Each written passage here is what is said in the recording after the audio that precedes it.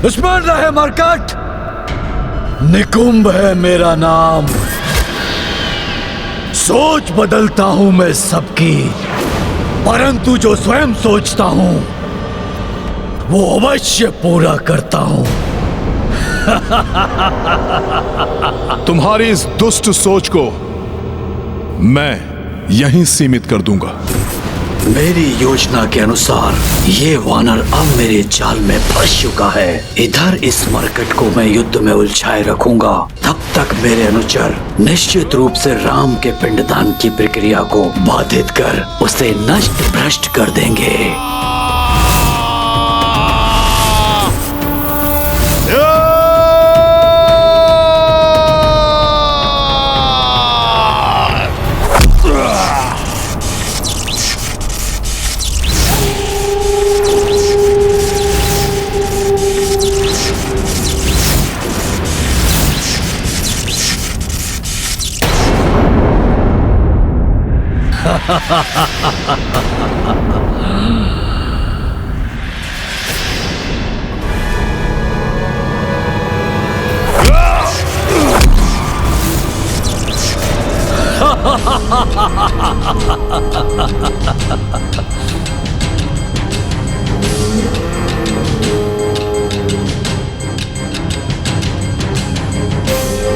तुम अपने कुत्सित उद्देश्य में कभी सफल नहीं होगे राक्षस।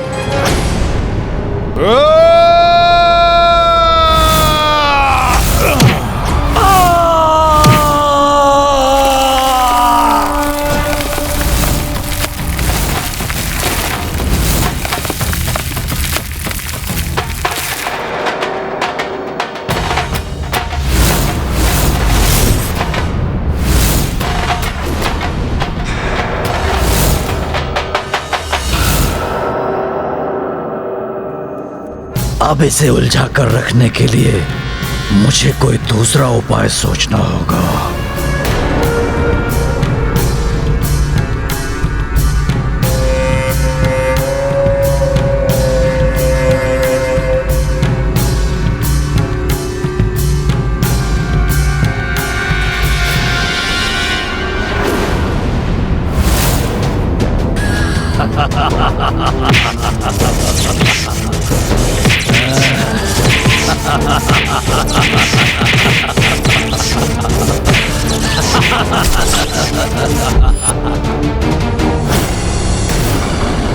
कितने भी वार करो, कुछ नहीं कर पाओगे तुम।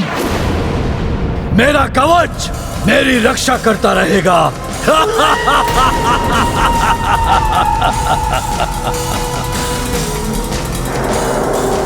जो कवच तुम्हारे पास ही नहीं रहेगा वो तुम्हारी रक्षा कैसे करेगा दुष्ट असुर।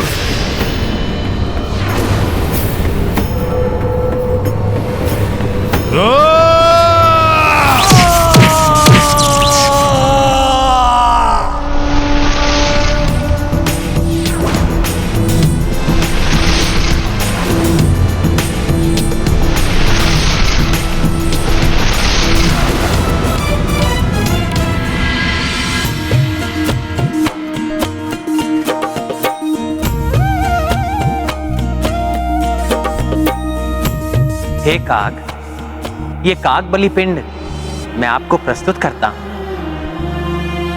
कृपया करके इसे स्वीकार कीजिए।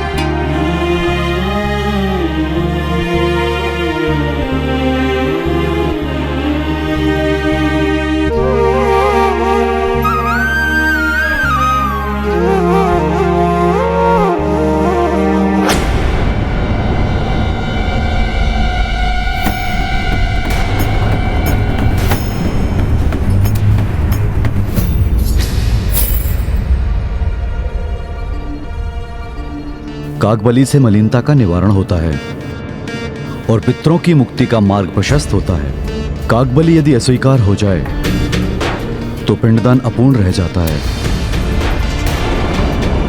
इसलिए कागबली के अस्वीकार करने से क्रिया पूर्ण नहीं होती। हमारे पास समय भी शेष नहीं है। यदि आज ये कार्य समय रहते पूर्ण न हुआ तो पिंडदान के लिए हमें 1 वर्ष की प्रतीक्षा करनी होगी।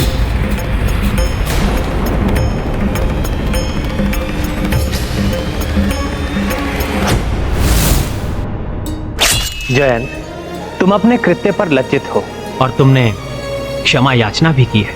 इसलिए मैं तुम्हें वर देता हूं, जो भी पितृपक्ष में तुम्हें भोजन देगा उसके पितृ उससे संतुष्ट रहेंगे। जिन प्रभु श्री राम के मुख से कागों को यह वरदान प्राप्त हुआ है कि पिंडदान की प्रक्रिया पूर्ण करने के लिए सर्वप्रथम उन्हें ही पिंडदान अर्पित होगा, आज मायावी राक्षसी सोच के प्रभाव में आकर ये उन्हीं प्रभु का निरादर कर रहे हैं। मैं जयंत ऐसा कदापि होने नहीं दूंगा।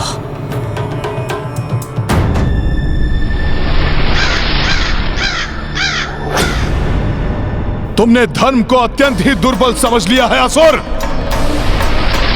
तुम कितनी भी चेष्टा कर लो असुर, धर्म को विफल करना इतना सरल नहीं है।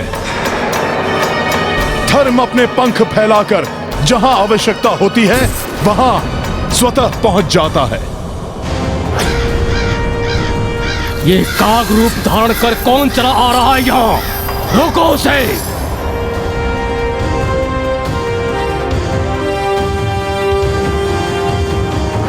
ये काग बलि पिंड स्वीकार क्यों नहीं कर रहे हैं?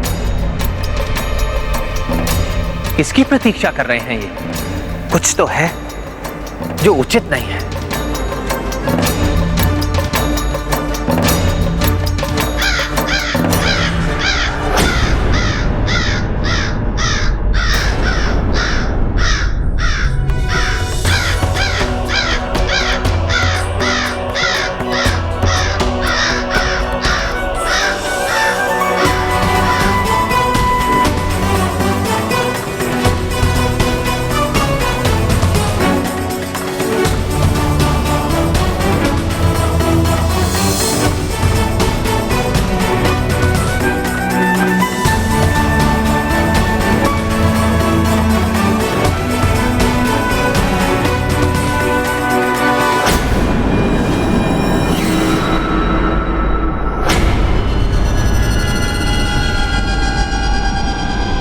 कितने आनंद की बात है ना हनुमान कि तुम हो तो बहुत बलवान, किंतु मैं भी कम नहीं। परंतु अब अधिक समय तक तुम सुरक्षित नहीं रहोगे असुर।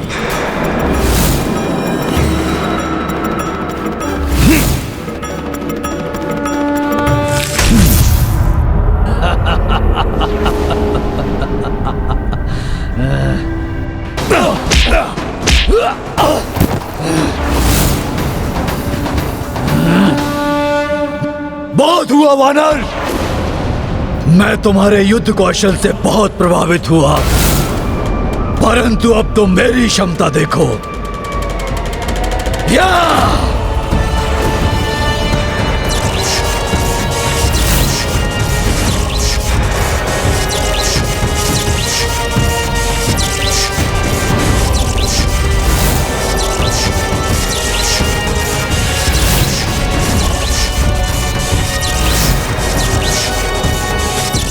मार्कट, मेरे इस मुष्टि प्रहार को अब नहीं रोक सकोगे तुम।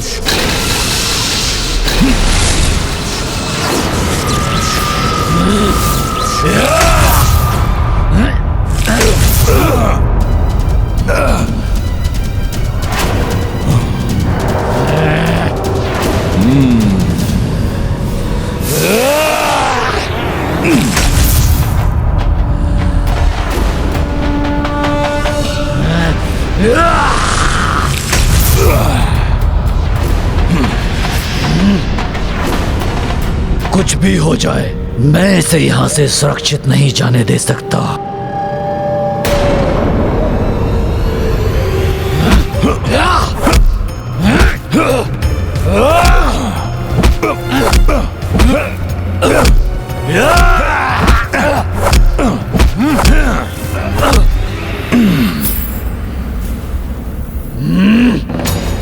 मैं इस पर कैसा भी प्रहार करूं, ये अपने कवच से उसे रोक लेगा। मुझे इसे किसी युक्ति से ही मिटाना होगा।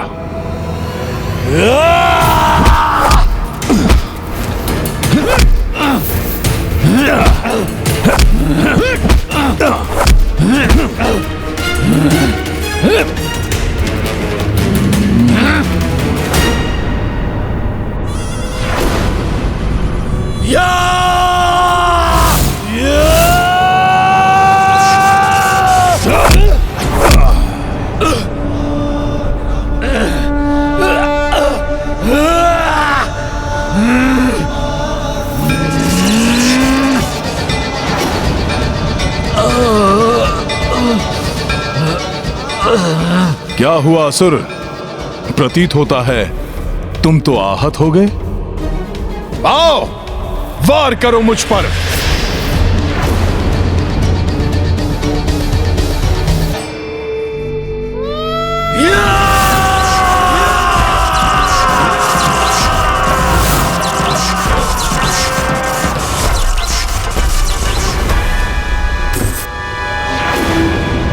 मरकट, मैं तुम्हें ऐसा आघात दूंगा जो तुम सोच भी नहीं सकते।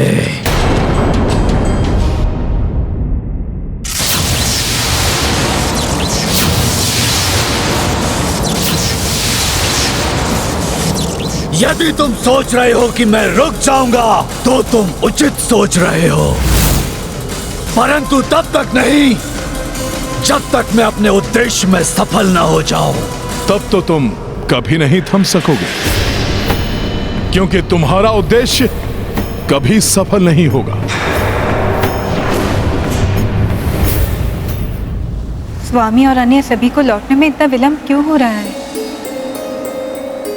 हे पितृ पितामह, हे पूर्वजों, हमें आशीष दीजिए कि हमारा पिंडदान सफलतापूर्वक पूर्ण हो जाए।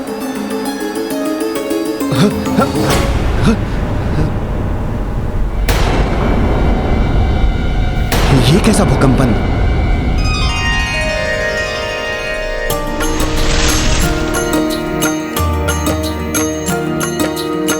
फल्गु घाट पे बैठी सीता,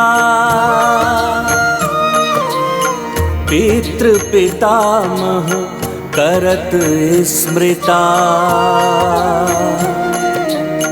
पिंडदान सफलता लाई,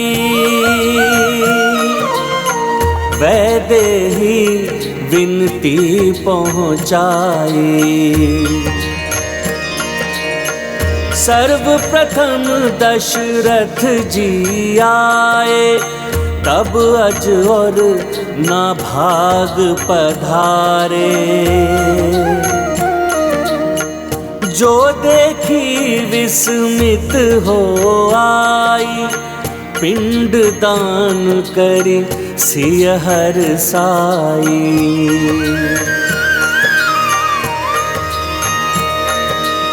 प्रतीत होता है हमारे पूर्वजों ने हमारी पूजा और पिंडदान को स्वीकार कर लिया है, इसलिए स्वामी के लौटने से पूर्व ही विष्णुपाद पूजा की तैयारी कर लेनी चाहिए।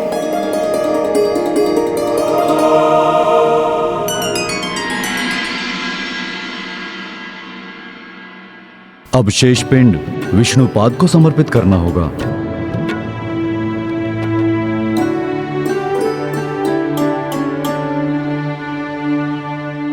विष्णुपाद पूजा पूर्ण हुए बिना पिंडदान संपन्न नहीं होगा। उसमें व्यवधान डालकर हम अपना कार्य पूर्ण कर लेंगे।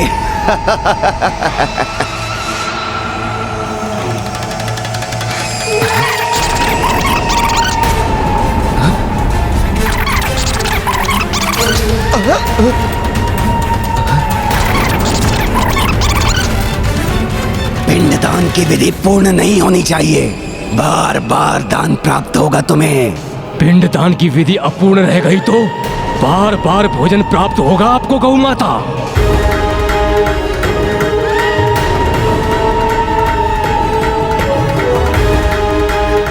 जिन प्रभु श्री राम के दर्शन सुख का लाभ उठाने आप यहाँ खड़ी हैं, पिंडदान असफल हुआ तो पुनः प्राप्त हो सकेंगे उनके दर्शन। तब मन भरकर उनके दर्शन कर सकेंगी आप। मेरी चतुराई से तुम अनभिज्ञ हो मरकट, वो भारी पड़ेगी तुम पर। तुम सोचते रह जाओगे कि तुमने मुझे रोक लिया है और मेरा कार्य तो पूर्ण हो चुका होगा। कोई हानि नहीं पहुंचा सकते तुम मुझे। या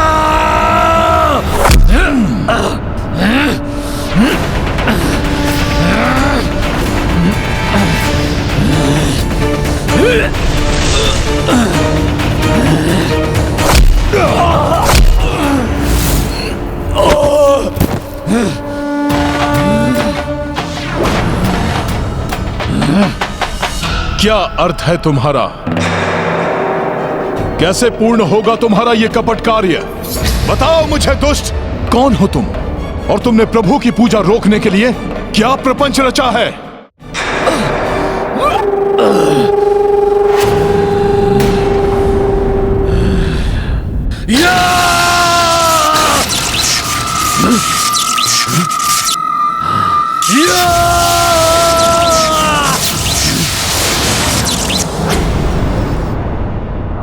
ये कैसे संभव है? जिस प्रकार तुम अपनी शक्ति को पुनर्जागृत करने में असफल हो रहे हो, उसी प्रकार तुम अपने उद्देश्य में भी कभी सफल नहीं हो सकोगे।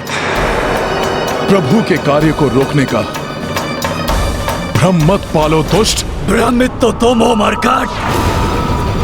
कोई नहीं रोक सकता मुझे, क्योंकि मैंने अपना कार्य अपने जन्म से प्रारंभ कर दिया है।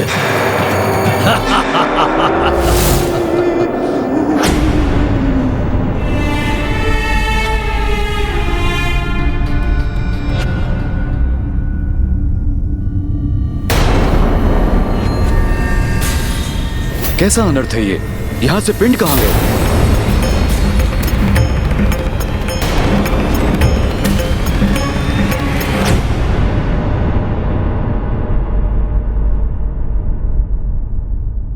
उन्हें तो स्वयं पूर्वजों के हाथों ने स्वीकारा है गुरुवर। पूर्वजों के हाथों ने? जब आप सभी को लौटने में विलंब हुआ तो मैंने पूर्वजों से प्रार्थना की। तभी पृथ्वी से पूर्वजों के एक एक कर हाथ उत्पन्न हुए और उन्होंने अपना अपना पिंड ले लिया। अर्थात हमारे पूर्वज हमारी पूजा से इतने प्रसन्न हुए कि उन्होंने स्वयं आकर अपना पिंड स्वीकार कर लिया। दुष्ट असुर, क्या किया है तुमने? बताओ मुझे। मेरे होते हुए तुम अपने उद्देश्य में कभी सफल नहीं हो सकते। तुम ठीक कहते हो हनुमान। तुम्हारी शक्ति अतुलनीय है। तुम्हारा शरीर और साहस दोनों वज्र के समान है। मैं तुम्हारी वीरता और शक्ति का प्रशंसक पूर्व में भी था और अब भी हूं। मेरी प्रशंसा कर मुझे भटकाने का प्रयास मत करो। कहो, क्या है तुम्हारा उद्देश्य? भोले मत बनो हनुमान। एक असुर का उद्देश्य क्या होता है इतना भी नहीं जानते।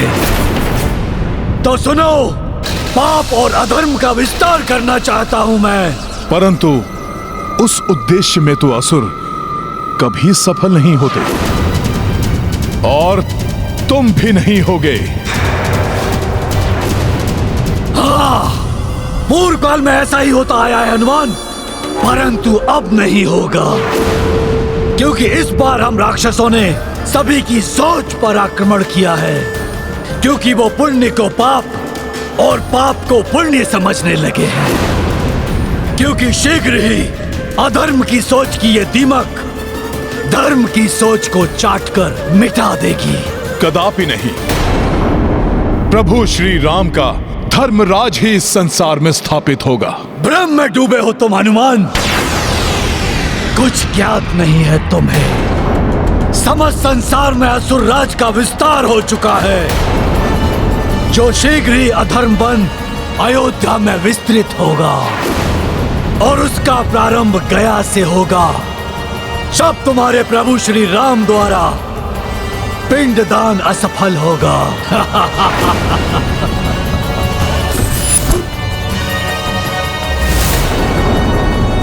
किंतु मैंने तो ऐसा कुछ नहीं देखा। पता नहीं माता क्या कह रही हैं।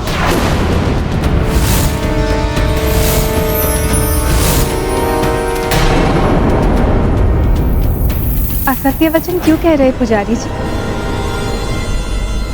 ये घटना तो आपके और आपके शिष्य के समक्ष ही हुआ था।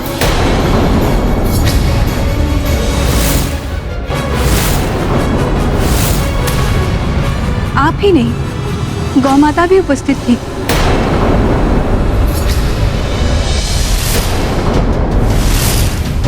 अब तक तो पिंडदान की क्रियाविधि भंग भी हो चुकी होगी। मेरे सहयोगी इस मरकट की अनुपस्थिति में अपना कार्य कर चुके और ये मरकट कुछ भी नहीं कर सका। मेरी अनुपस्थिति में कहीं मेरे प्रभु की पूजा में कोई विघ्न तो नहीं उत्पन्न किया इस अधर्मी ने? यदि ऐसा हुआ तो अनर्थ ही हो जाएगा। माता फल्गुनी, आप भी तो साक्षी हैं। अब आप ही अपने श्री मुख से इस सत्य को स्वीकार कीजिए। नहीं देवी, आपको भ्रम हुआ है। मैंने तो ऐसा कुछ नहीं देखा।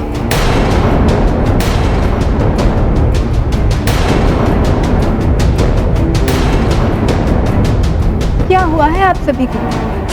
आप सब इस सत्य को स्वीकार क्यों नहीं कर रहे?